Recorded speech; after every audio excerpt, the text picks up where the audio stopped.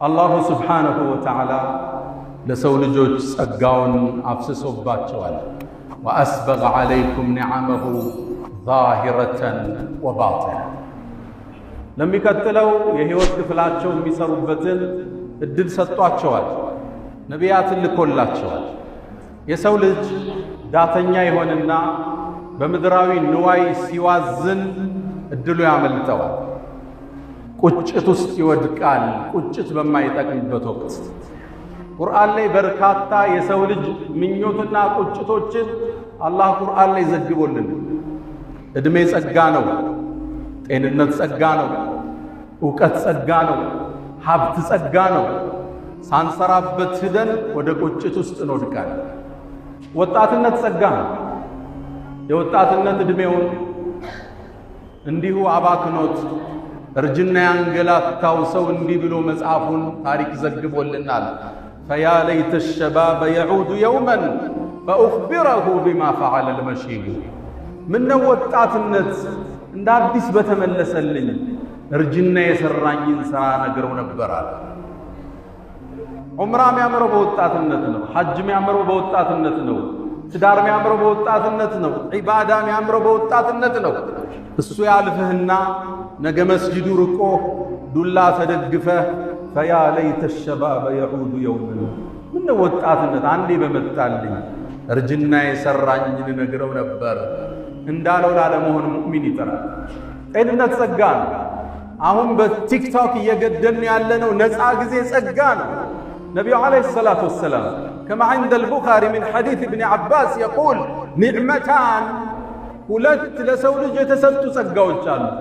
መግቡኑን ፊሂማ ከሲሩ ሚነ ናስ፣ ብዙ ሰው ግን ማይጠቀምባቸው ቢከስርባቸው። እነማን ይሁን? አስሐቱ ወልፈራግ አሉ ነቢዩ ዓለይሂ ሰላቱ ወሰላም። ጤንነትና ነፃ ጊዜ። ጤንነት ትልቅ ጸጋ ነው። በሽታ ቁስል ነው፣ መጥፎ ጎረቤት ነው። አንዳንድ ችግሮችን ከቦታው ስትርቅ ከችግሩ ትርቃለህ። በሽታ ግን አብሮ ነው። ሁሌ ስተኛ አብሮ ነው፣ ስትነሳ ስትቆም፣ ከሀገር ስትሳፈር በሽታ አብሮ ነው፣ ስትሰራ አብሮ ነው፣ ስትሰግድ አብሮ ነው። በሽታ መጥፎ ጎረቤት ነው። ምድር ላይ የተለያዩ ችግሮች ውስጥ ታልፍ ይሆናል። መከራ ሊፈራረቅብህ ይችላል። በሽታ ግን ሲመጣ የመከራዎች ሁሉ መቋጫ እሱ ይሆናል። ጤንነት ጸጋ። አሁን ነው ሱብሒ ጀማዓ የሚመጣው። አሁን ነው ሐጅ የሚደረገው። ሳንወድቅ ኪኒንን ሳንደገፍ መርፌን ሳናሳድ አሁን ጸጋ ነው። ነፃ ጊዜ ጸጋ ነው። በቲክታክ የምናጠፋውን ነፃ ጊዜ ጸጋ ነው። ያልፍና በቁጭት እናማትራለን።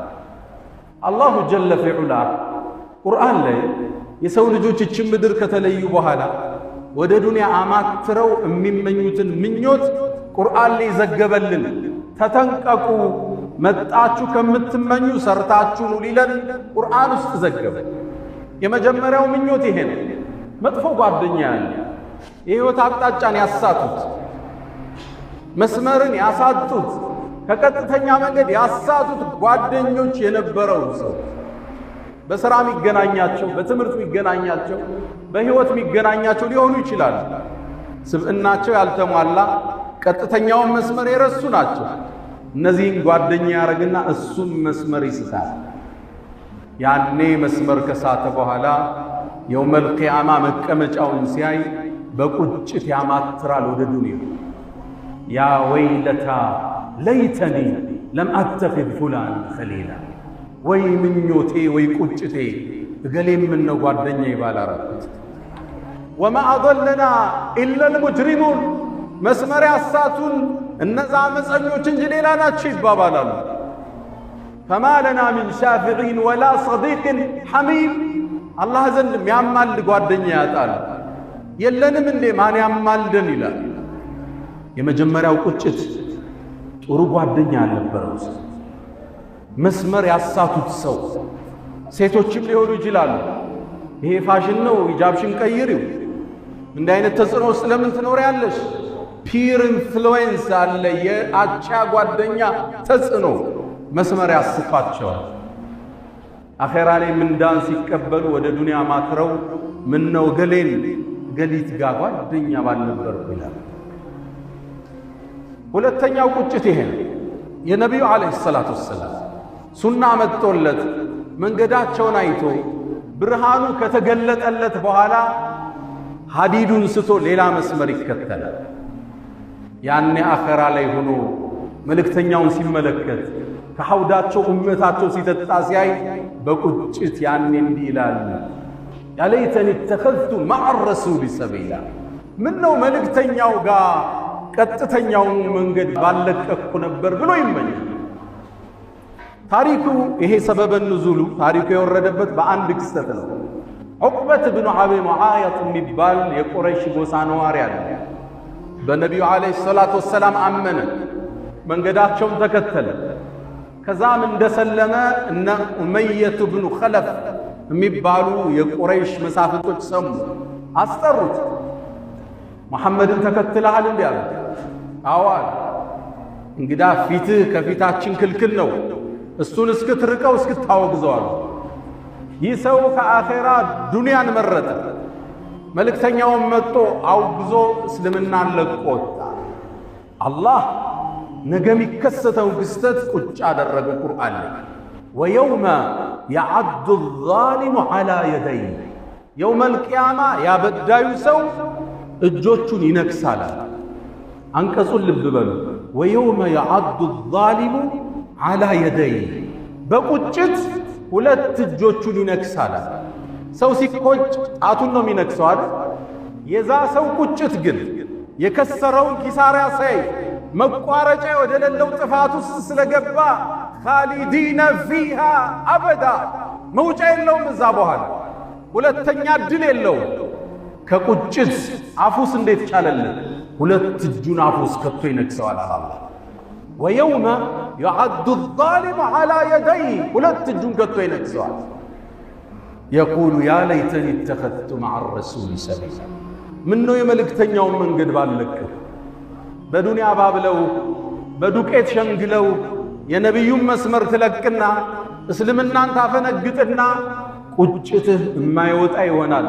ጣት በመንከስ አይቆጭም፣ ሁለት እጅህን ብትነክስ።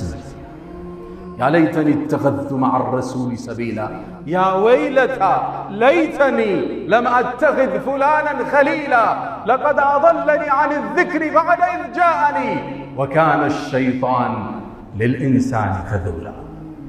ይህ ክስተት ይህ መስመር መሳት በዘመናችን የተለያየ ፕሮፓጋንዳ እየሰሙ አፋፍ ላይ ለቆሙ ሰዎች ጥሪ። ሌሎቹ ደግሞ እነዚህ ናቸው። የህይወት ፍልስፍናቸውን ከአላህ ትእዛዝ ውጭ ያደርጉና ሰርጋቸው ላግጣ፣ ለቅሷቸው ለቅሶ የህይወት መስመርን ይስቱና የአላህን ትእዛዝ ይርቁና ያኔው መልቂያማ ሲመለከቱት ኪሳራ ላይ ናቸው። ወየውመ ቱቀለቡ ውጁሁሁም ፊናር፣ ያኔ ፊቶቻቸው እሳት ላይ ትገላበጣለች አላህ። የቁሉን ብለው ይላሉ፣ ያ ለይተና፣ ወይ ምኞታችን፣ አጣዕና አላህ ወአጣዕና ረሱላ፣ አላህና መልእክተኛውን ታዘን ቢሆን ባስቀመጡልን የህይወት መንገድ ሂደን ቢሆን ምን ነበር ብለው ይመኛል። እስልምና ሙሉ ህይወታችን የሚዳኝ ዲን ነው። እንዴት መሄድ እንዳለብን ዘርዝሮ አስቀምጦታል። ከእስልምና በላይ የሚያምር ዲን አላህ አልሰራም። አልየውመ አክመልቱ ለኩም ዲነኩም ወአትመምቱ ዐለይኩም ኒዕመቲ ወረዲቱ ለኩም ልእስላመ ዲና። ውብ ዲን፣ ጸጋው የተሟላ የሰውን ልጅን ችግርና መከራን ታሳቢ ያደረገ ምርጥ ሃይማኖት፣ ውብ ዲን። ረዲና ቢላሂ ረበን ወብልእስላሚ ዲነን ወቢሙሐመድን ሰለላሁ ዐለይሂ ወሰለም ነቢየን ወረሱላ። ሌላኛው ተቆጥ ደግሞ ይሄ ነው። የውመል ቂያማ ጀሃነም ስትቀርብ ያያታል። ስራው ጎሎበታል፣ ይቆጫል፣ ግን ቁጭት አይጠቅመው። ወጂአ የውመኢዝን ቢጀሃነም፣ የውመል ቂያማ ጀሃነምም ወደ ሰው ልጆች ተስባ ትቀርባለች። የቁሉ ነቢይ ዓለይሂ ሰላቱ ወሰላም ጀሃነምን አላህ 70,000 ዘለበት መሳቢያ ገመድ በእያንዳንዱ ገመድ 70,000 መላኢካ የጎተታት ትመጣለች። ልብ በሉ 70,000 መሳቢያ እያንዳንዱ ገመድ ላይ 70,000 መላኢካ ይስባታል። ጊላዱን ሽዳድ ጠንካሮች ያኔ እሷን ያያት። ወጂአ የውመኢዝን ቢጀሃነም የውመኢዝን ያኔ የተዘከሩ ልኢንሳን የሰው ልጅ ያኔ በምናቡ ያስባል። ወአና ለሁ ዚክራ አሁን ማስተንተሩ ማሰቡ ምን ይጠቅመዋል? የቁሉ ብሎ ይላል ያ ለይተኒ ወይ ምኞቴ ቀደምቱ ሊሐያት ለዚህ ህይወት መልካምን ሥራ አስቀድሜ በነበር። ልብ በሉ አንቀጹ ምን ይላል? ያ ለይተኒ ወይ ምኞቴ ቀደምቱ ሊሐያት ለህይወት አስቀድሜ በነበር። ትክክለኛው ህይወት ዋናው ህይወት ከሞት በኋላ ነው የሚጀምረው። ፊ ሐያት ያላለ ሊሐያት لحياة بعد الموت وما هذه الحياة الدنيا إلا لهو ولعب. إيش دنيا مشنقا لاقت عنشي من دنت وإن الدار الآخرة كتايو ألم لهي الحيوان هي وتمالت السنو لو كانوا يعلمون مياكو بيهون على إما لاقت عنه بقدم عند مسجد استنبر دعوة يادرب አንድ አባት ከፊት ለፊት ያሉ 80 ዓመት ይሆናቸዋል። ጥያቄ አቀረበ። ዱንያ ላይ ምን ያህል ቆይታችኋል አልኳቸው። 8 ቀን የኖራችሁትን ዕድሜ ተመልሳችሁ ሰቡት። ህልም ህይወት አይደለም ይሄ ማምረቻ ምድር ብቻ። ዋናው ህይወት ከሞት በኋላ የሚመጣው ያ ለይተኒ ቀደምቱ ሊሐያት ምን ነው ከሞት በኋላ ላለው ህይወት ሰርቼ በነበር ብሎ ይቆጫል። ሰው ሳንቆጭ እዛ ጸጸቱ ሳንገባ ሙእሚን አሁን ይነቃል፣ ያስተነትናል፣ ፋይሉን ያያል፣ የቀን ውሎውን ይመዝናል። ቁርአን ጋር ያለው ግንኙነት፣ ሶላት ጋር ያለው ትስስር፣ ቤተሰብ ጋር፣ ባለቤቱ ጋር፣ ልጆቹ ጋር፣ ወላጆቹ ጋር፣ ጎረቤት ጋር፣ ሀገሩ ጋር፣ ንግዱ ጋር ራሱን ይመስናል። ያ ለይተኒ ቀደምቱ ሊሐያት። ሌላው ቁጭት ውስጥ የሚወድቀው ደግሞ ይሄ ሰው የሥራ መዝገቡ ይታደለዋል፣ ግን ሚዛኑ ጎሎበታል። የሥራ ዶሴውን ሲያየው ወንጀል በዝቶበታል። ያ ዶሴ ደግሞ ያስቀረው ነገር የለም።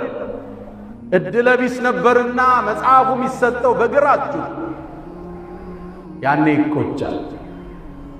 መጽሐፉ ሲሰጠው ያ ለይተኒ ለም ኡተ ኪታቢያ ምነው የሥራ መዝገቤም ባልተሰጠው ብሎ ይቆጫል።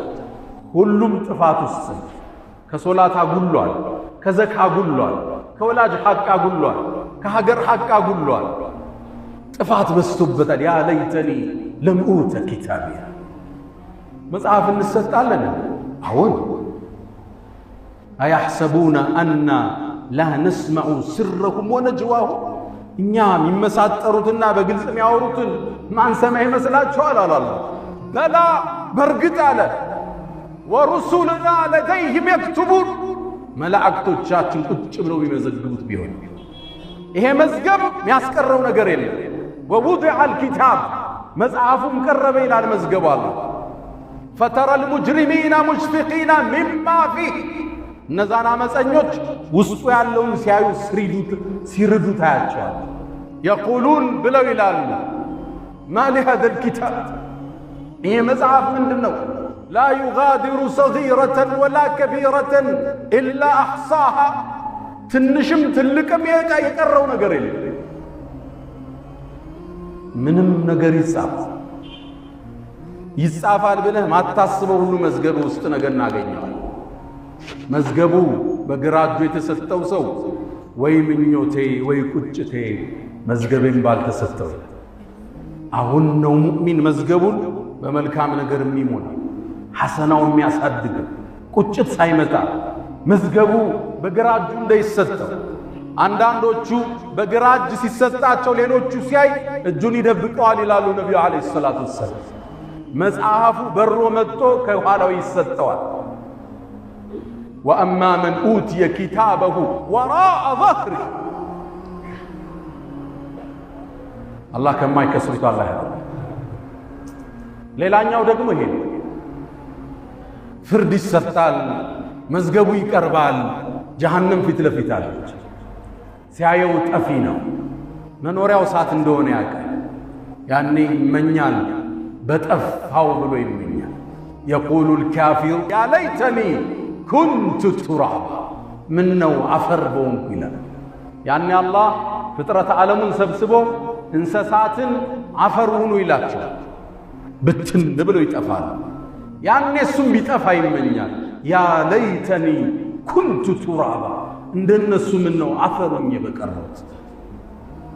ኢና አንዘርናኩም ዐዛበን ቀሪበን የውመ የንظሩ ልመርኡ ማ ቀደመት የዳህ ወየቁሉ ልካፊሩ ያ ለይተኒ ኩንቱ ቱራባ። እኛ በርግጥ አስጠንቅቀናችኋል። ያኔም ያ ከሃዲ ሰው ምነው አፈር ቀርቼ በሆን ይላል። ከማይሰሰቱት ባሮች አላህ ይበል። ዱንያ እድሉ አጭር፣ ኃይሉ ሊዘጋ፣ መጋረጃው ሊሸፈን፣ እድሉ ሊጠቀለል፣ መጽሐፉ ሊታጠፍ ሲል ምኞት አይጠፋም። ሐታ ኢዛ ሐضረ አሐደኩም ልመውት፣ አንዳቸውም ሞት በቀረበው ጊዜ ይላል መላእክት ሲመጡ ሲያያቸው ዱንያ ውሸት መሆኗን ይረዳል። አላፊ ጠፊ መሆኗን ይገነዘባል። ያኔ ጌታዬ ረቢ እርጅዑን፣ አላህ ወይ አንዴ ዕድል እባክህ ስጠኝ ይለዋል። ለምን ይሆን የፈለገ? ሕንፃ ሊሠራ የጀመረውን ቤት ሊጨርስ ልጆቹን ሊድር ሥራውን ሊያመቻች አይደለም። ረቢ እርጅዑን ለዓሊ አዕመሉ ሳሊሐን፣ ምናልባት መልካም ሥራ ይሆናል መልሰኝ ይላል። ጥሪው ተቀባይነት ያገኘሁኝ አላህ በአንድ ቃል ቋጨው፣ ከላ በጭራሽ። እነሃ ከሊመቱን ሁወ ቃኢሉሃ፣ የምኞት ቃል ነው ያለ። ወሚን ወራኢህም በርዘኹን ኢላ የውም ዩብዓሱን፣ ከዛ በኋላ የሚኖሩበት በርዘኽ ቢባል ሕይወት አለ።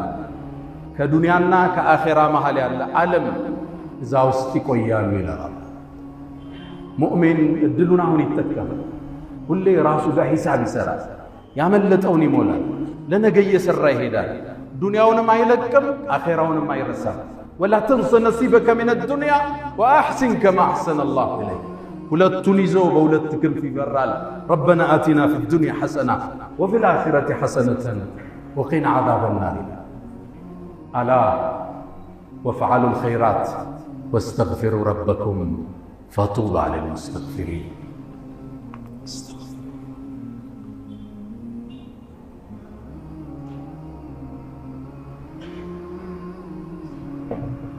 الحمد لله على إحسانه والشكر له على تفضله وامتنانه ولا إله إلا الله تعظيما لشانه وصلى الله وسلم وبارك على رسوله وإخوانه. ود ወንድሞቼ የሰው ልጅ አኺራ ላይ ያለፈው መልካም እድል እንደገና ሊመለስለት ይመኛል። የሚገርማችሁ ይሄ ምኞት የሚያቀርቡት መጥፎ ብቻ የሰሩት አይደለም። ሐታ መልካም የሰሩ ሰዎች፣ ኸይርን የሰሩ ሰዎች አላህ የሚሰጣቸውን ደረጃ ሲያዩ ያን ደረጃ ለመጨመር ምነው ዱንያ ላይ በደንብ ሰርተን መሆን ሲሉ ይቆጫል። አንድን ታሪክ ልንገራችሁ። ቡኻሪ ላይ የተዘገበ ነው። عن جابر بن عبد الله، جابر ታዋቂው ሰሃባ የነብዩ ባልደረባ ሰለላሁ ዐለይሂ ወሰለም የሱ አባት አብዱላህ ብኑ ዐምር ብን ሐራም ይባል ሰሃባ ነው። ነብዩን ዐለይሂ ሰላቱ ወሰላም ወደ መዲና ሲመጡ አቀባበል ያደረገ ቃል የተጋባቸው ሰሃባ ነው። ከነልጁ ሰልመዋል። ነብዩም ዐለይሂ ሰላቱ ወሰላም መዲና ከገቡ በኋላ ከጎን አልተለያቸው።